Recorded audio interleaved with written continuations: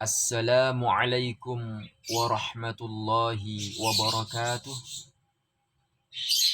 Bismillah, alhamdulillahi wa kafa, wassalatu wassalamu ala sayyidina Muhammadinil Mustafa wa ala alihi wa ashabihil mujahidina fi sabilillah, amma ba'd. Para pemirsa yang dimuliakan Allah Subhanahu wa ta'ala, izinkanlah saya pada kesempatan kali ini untuk menyampaikan tema keteladanan Rasulullah Muhammad Sallallahu Alaihi Wasallam dan para sahabatnya. Para pemirsa yang budiman, kita semua mungkin sudah tahu seluruh umat Muslim yang ada di seluruh penjuru dunia mungkin sudah mengenal siapa baginda Nabi Muhammad Sallallahu Alaihi Wasallam. Di Indonesia ini, umat Islam sudah 99% telah mengetahui sedikit banyak tentang baginda Nabi Muhammad Sallallahu Alaihi Wasallam. Para pemirsa yang dimuliakan Allah Subhanahu wa Ta'ala, Nabi Muhammad Sallallahu Alaihi Wasallam terlahir sebagai manusia pilihan Allah. Karena menjadi manusia pilihan Allah, Nabi Muhammad mendapatkan gelar Al-Mustafa yang artinya manusia terpilih. Nabi Muhammad adalah pilihan Allah Subhanahu wa Ta'ala yang nasab keturunannya berasal dari Nabi Ibrahim alaihi salam, yaitu seorang nabi yang mendapat julukan Abul Anbiya. Jadi Nabi Ibrahim mendapatkan gelar Abul Anbiya atau bapak para nabi. Mengapa demikian? Karena keturunan Nabi Ibrahim ini banyak yang menjadi nabi dan rasul Allah Subhanahu wa Ta'ala. Hal ini adalah berkat doa Nabi Ibrahim alaihi salam yang dikabulkan oleh Allah Subhanahu wa Ta'ala. Hadirin yang dimuliakan Allah Subhanahu wa Ta'ala, meskipun usia Nabi Muhammad pada waktu itu baru berusia 12 tahun, tetapi beliau sudah mempunyai kebesaran jiwa, kecerdasan, ingatan yang sangat kuat, dan segala sifat unggul yang diberikan Allah Subhanahu wa Ta'ala kepadanya sebagai suatu persiapan menerima risalah misi kerasulan. Sejak kecil hingga dewasa, Muhammad dikenal memiliki sifat-sifat kepribadian yang indah, baik, dan berpegang pada prinsip-prinsip kebenaran. Nabi Muhammad Shallallahu Alaihi Wasallam juga dikenal sebagai pribadi yang sederhana dan bersahaja. Sederhana artinya tampil wajar, tidak mewah, dan tidak suka berfoya-foya. Sedangkan bersahaja artinya tampil apa adanya dan tidak pernah mengejar gengsi dan popularitas. Hal ini karena Rasulullah Muhammad Sallallahu Alaihi Wasallam dijadikan oleh Allah Subhanahu Wa Ta'ala sebagai suri tauladan atau contoh yang baik, agar mudah dicontoh oleh umatnya. Jikalau Rasulullah berpenampilan mewah dan tidak bersahaja atau berfoya-foya, maka umat manusia akan sulit untuk mencontoh beliau. Hadirin para pemirsa yang dimuliakan Allah Subhanahu wa taala. Apabila Nabi dipanggil, Muhammad dipanggil, maka Muhammad menoleh dengan seluruh badannya. Jadi menghadap kepada orang yang memanggilnya. Tidak hanya kepala atau separuh badannya, tapi seluruh badannya menghadap orang tersebut.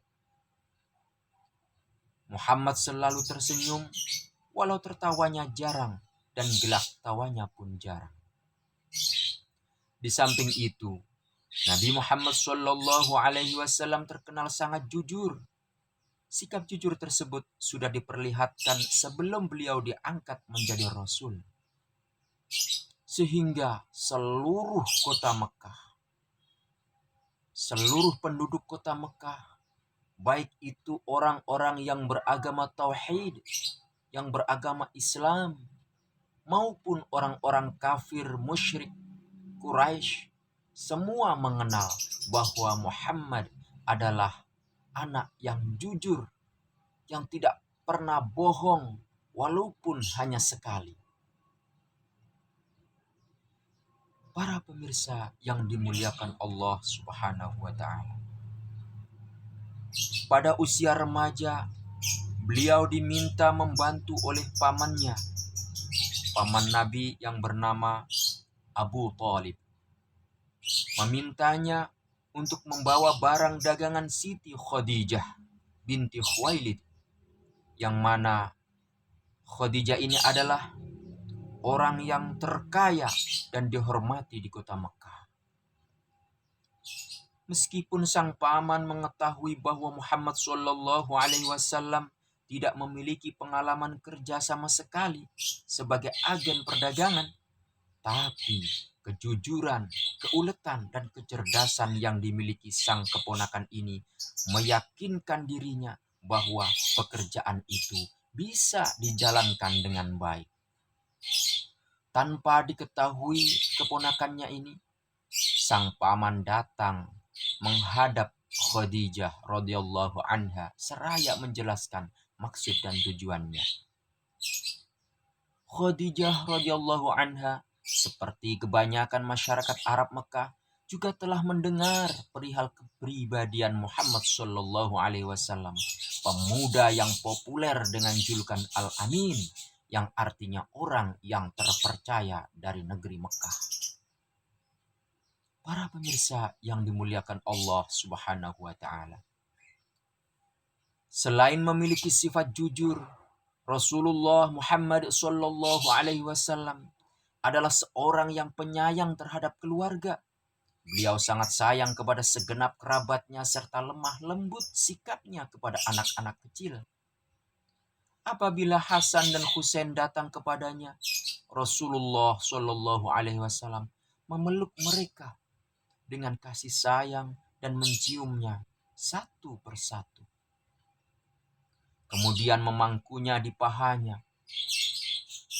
Suatu ketika Hasan dan Husain, cucu beliau ini, pernah menaiki punggung Rasulullah Muhammad Shallallahu Alaihi Wasallam saat sedang sujud sholat. Beliau membiarkan keduanya puas bermain di punggung beliau dengan tidak bangkit dari sujudnya. Rentang waktunya cukup lama hingga mereka lepas dari Rasulullah dan kemudian Rasulullah dapat bangkit dari sujudnya. Rasulullah merasa tak tega apabila kedua cucunya itu terjatuh jika dirinya bangkit dari sujud sementara mereka tengah asyik bermain di punggungnya. Itulah Rasulullah Muhammad Sallallahu Alaihi Wasallam. Suatu ketika juga pernah Rasulullah sholat berjamaah. Akan tetapi di tengah sholat Rasulullah mendengar anak kecil menangis. Maka Rasulullah percepat sholatnya, tapi tidak mengurangi tumakninah. Tumakninah itu adalah diam sejenak sekira cukup untuk membaca tasbih. Subhanallah. Jadi Rasulullah percepat sholatnya, tapi tetap sempurna sholatnya. Itulah Rasulullah.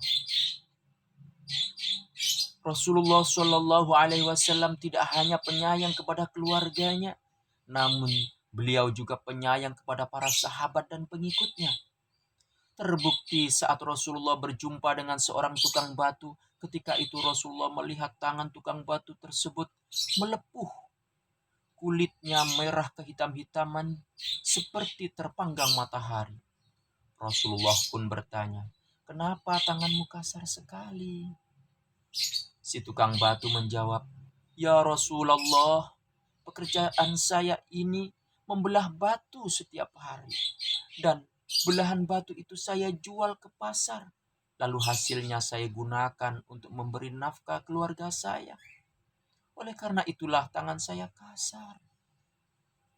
Rasulullah adalah manusia paling mulia. Tetapi orang yang paling mulia tersebut begitu melihat tangan si tukang batu yang kasar karena mencari nafkah yang halal, Rasulullah pun memegang tangan tersebut, menggenggamnya tangan itu dan menciumnya seraya bersabda, "Inilah tangan yang tidak akan pernah disentuh oleh api neraka selama-lamanya." Subhanallah. Inilah Rasulullah. Apa yang diucapkannya adalah sesuai dengan wahyu Allah Subhanahu wa ta'ala. Ajaran yang sempurna. Kasih sayang Nabi Muhammad Shallallahu Alaihi Wasallam tidak hanya terbatas kepada manusia, tetapi juga kepada binatang, sehingga beliau termasuk orang yang penyayang kepada binatang. Rahmat dan kasih sayang Nabi Muhammad Shallallahu Alaihi Wasallam meluap hingga menyentuh seluruh makhluk, akan tetapi tidak melewati batas hingga menutupi sifat-sifat kesempurnaan yang lain. Para pemirsa yang dimuliakan Allah Subhanahu wa ta'ala, Rasulullah juga menyuruh kita untuk mengasah pisau yang digunakan untuk menyembelih binatang. Tujuannya agar binatang yang disembelih tersebut tidak merasakan sakit yang berlebihan. Itulah kasih sayang. Para pemirsa yang budiman, Rasulullah juga melarang kita untuk kencing di lubang semut. Rasulullah juga melarang kita kencing di genangan air karena dimungkinkan nanti ada binatang yang minum air tersebut. Hadirin rahimakumullah. Rasulullah juga mengajarkan kepada kita untuk memberikan sebagian tanaman kita dimakan oleh burung, dimakan oleh hewan lain. Karena sebagian tanaman yang dimakan buahnya oleh burung, oleh hewan lain adalah sedekah. Dan kita pun akan mendapatkan pahala dari Allah Subhanahu wa ta'ala jika kita ikhlas menerimanya. Para pemirsa yang dimuliakan Allah Subhanahu wa ta'ala, Islam pun melarang kita untuk memotong tumbuh-tumbuhan yang tidak kita butuhkan, yang tidak mengganggu kita, yang tidak mengganggu pandangan kita. Karena tumbuhan itu bermanfaat bagi manusia. Para pemirsa yang dimuliakan Allah Subhanahu wa ta'ala, Nabi Muhammad Shallallahu Alaihi Wasallam diutus oleh Allah Subhanahu wa ta'ala sebagai rahmatan lil alamin, yang artinya sebagai kasih sayang bagi alam semesta ini. Kehadiran Nabi Muhammad Shallallahu Alaihi Wasallam dengan membawa agama Islam di tengah-tengah peradaban umat manusia memberikan hikmah yang sangat besar bagi manusia dan dunia pada umumnya. Dulu, sebelum Rasulullah Muhammad Shallallahu Alaihi Wasallam diutus, pada saat itu ada masa kekosongan dari seorang Rasul setelah diutusnya Nabi Isa alaihi salam. Setelah mengalami masa kekosongan seorang Rasul, manusia pada saat itu sudah rusak akhlaknya. Peperangan ada di mana-mana. Di Jazirah Arab itu antara suku yang satu dengan suku yang lain selalu berperang. Pembunuhan ada di mana-mana. Manusia sudah tidak ada harganya lagi. Wanita pun diperjualbelikan. Bahkan poligami pada saat itu, satu orang bisa sampai mencapai 60 wanita. Satu orang laki-laki menikahi, mengawini 60 wanita. Bahkan pada saat itu, wanita diperlakukan tiada harganya. Bahkan orang yang melahirkan putri, seorang anak wanita, maka akan dibunuh dengan alasan wanita tidak bisa diajak untuk berperang dan mendatangkan aib bagi keluarganya. Masya Allah, begitu rusaknya akhlak manusia pada saat itu. Bahkan mereka minum minuman keras, perjudian, merebak. Bahkan bukan hanya diminum itu minuman keras, akan tetapi buat mandi. Masya Allah, sungguh sudah rusak akal manusia pada saat itu. Peperangan yang terus-menerus terjadi di Jazirah Arab dengan datangnya Rasulullah ini terhenti. Untuk pertama kalinya bangsa Arab merasakan kedamaian dan ketentraman adalah di bawah naungan Islam. Sebelum datangan Islam, bangsa Arab tidak pernah merasakan keamanan dan kedamaian. Perampokan dan pembunuhan hampir setiap hari menghiasi kehidupan mereka. Seorang laki-laki dapat menikahi perempuan berapapun jumlahnya. Itu sebelum datangnya Islam. Di samping itu, banyak orang tua yang membunuh anak perempuannya sebagaimana yang telah saya jelaskan tadi. Alhasil bangsa Arab pada saat itu sangat merendahkan martabat kaum perempuan. Bangsa Arab juga mentradisikan perbudakan. Mereka memperlakukan budak secara tidak manusiawi. Akan tetapi setelah datangnya Islam, budak itu dilakukan secara manusiawi. Dan Islam datang untuk membebaskan perbudakan dan menghilangkan perbudakan secara bertahap. Para pemirsa yang dimuliakan Allah Subhanahu wa taala, Nabi Muhammad Shallallahu Alaihi Wasallam adalah orang pertama dalam sejarah dunia yang melarang sistem perbudakan. Jauh setelah beliau, barulah negara-negara Arab mengumumkan untuk menghapus perbudakan. Nabi Muhammad Shallallahu Alaihi Wasallam juga yang pertama menghapus perbedaan sosial sesuai dengan firman Allah Subhanahu wa taala. A'udzu billahi minasyaitonir rajim. Bismillahirrahmanirrahim. Inna akramakum 'indallahi atqakum, yang artinya sungguh orang yang paling mulia di antara kamu di sisi Allah adalah orang yang paling bertakwa di antara kalian. Surah Al-Hujurat, surah 49 ayat 13. Para pemirsa, mungkin hanya di sini dulu perjumpaan kita.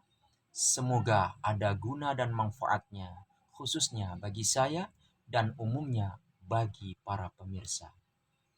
Hadanallah wa iyyakum ajma'in. Tsumma assalamu alaikum warahmatullahi wabarakatuh.